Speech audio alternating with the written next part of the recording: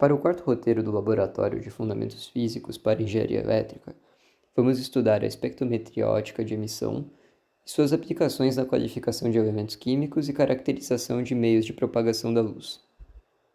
Esse método de análise consiste em decompor a luz em espectros de comprimentos de ondas específicos, utilizando o fenômeno da difração. Durante o experimento, empregaremos tanto a difração quanto a refração para investigar a quantização da energia e a decomposição da luz. Esses processos nos permitirão compreender que a luz, embora pareça contínua, é na verdade composta por diferentes cores e como a energia dos fótons emitidos pelos átomos é quantizada. Os físicos clássicos, como Newton e Gauss, fizeram inúmeros experimentos e proposições sobre o comportamento da luz ao atravessar diferentes meios de propagação, eventos de reflexão e outros aspectos de interação da luz com o meio, assim estruturando o modelo clássico da ótica.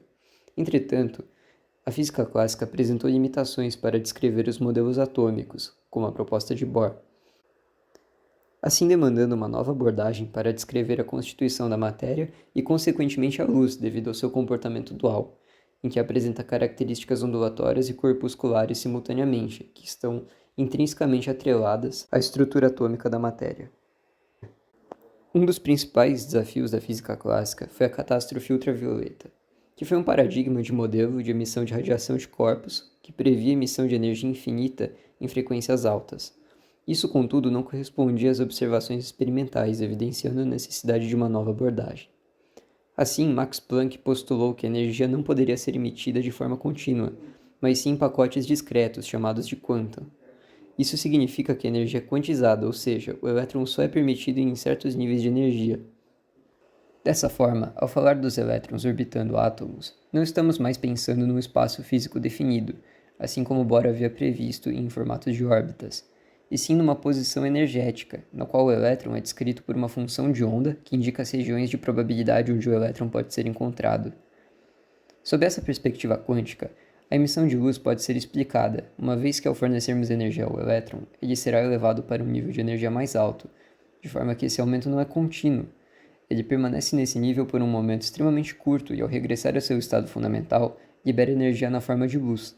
Essa energia é proporcional à cor da luz, o que significa que ela está diretamente relacionada à frequência, e a uma constante, a chamada constante de Planck.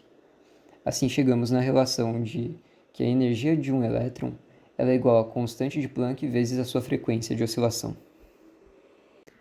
Essa explicação nos permite estudar fenômenos como a difração, que ocorre quando a luz atravessa um meio que age como obstáculo à sua passagem, de modo que diferentes comprimentos de onda se espalhem em ângulos diferentes.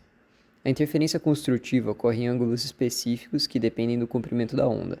Partindo do estudo da luz policromática, ela se dispersa em espectros visíveis dispostos em ordem crescente de comprimento de onda. Logo, o ângulo de difração é diretamente proporcional ao comprimento. Para estudar esse efeito, utilizaremos o espectrômetro para determinar os ângulos de desvio das 4 linhas mais intensas do espectro da lâmpada de vapor de mercúrio.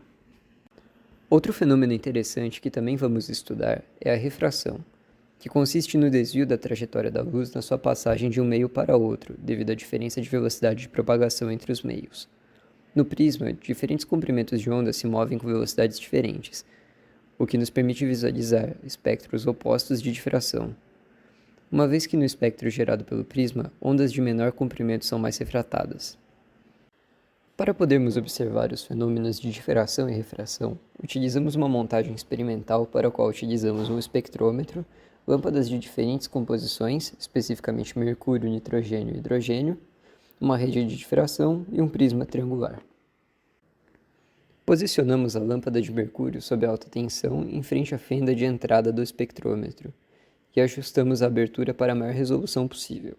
Em seguida, posicionamos o elemento difrator no centro do equipamento e ajustamos o foco da luneta, para observar as linhas de espectro. Após o ajuste de posicionamento do equipamento, basta alinhar o eixo vertical da luneta com as linhas de espectro e aferir os ângulos de cada linha. Para a rede de difração, basta posicionar a rede entre a fenda e a luneta, enquanto para o prisma é necessário fazer o posicionamento de ângulo correto no suporte rotativo do espectrômetro, de forma que o feixe de luz decomposto possa ser observado na luneta. Com a montagem da rede de difração, alternamos as lâmpadas utilizadas com o intuito de identificar os espectros específicos de cor que compõem a luz emitida por cada tipo de átomo, para as quais observamos as seguintes composições: A lâmpada de mercúrio, que emite luz azul ao observarmos a olho nu, foi decomposta majoritariamente nos espectros roxo, azul e verde, com uma leve presença de vermelho em baixa intensidade. A lâmpada de hidrogênio apresentou comportamento similar, apresentando cor próxima do rosa, composta principalmente pelos espectros vermelho, azul e violeta. Enquanto a lâmpada de nitrogênio apresentou uma coloração nitidamente composta por espectro vermelho, amarelo e violeta, e quando observados no espectrômetro, vemos uma composição muito mais abrangente que as anteriores entre o vermelho e o violeta, de forma que o equipamento não tenha definição para segmentar os inícios e fins de cada espectro que compõe a luz. Após observarmos os 3 tipos de luz, o comportamento nos leva a entender a luz vista a olho nu como resultado das interferências construtivas dos espectros difratados. Também observamos que cada elemento químico emite luz em espectros diferentes devido à sua configuração eletrônica, o que permite a identificação deles com base em seu espectro de emissão.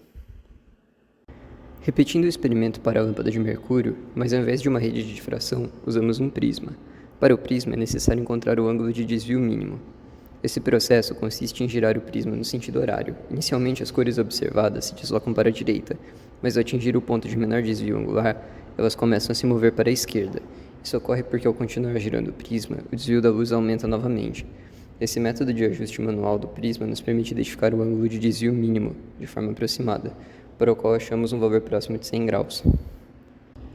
A partir disso, medimos os ângulos referentes a cada cor, obtendo os seguintes resultados.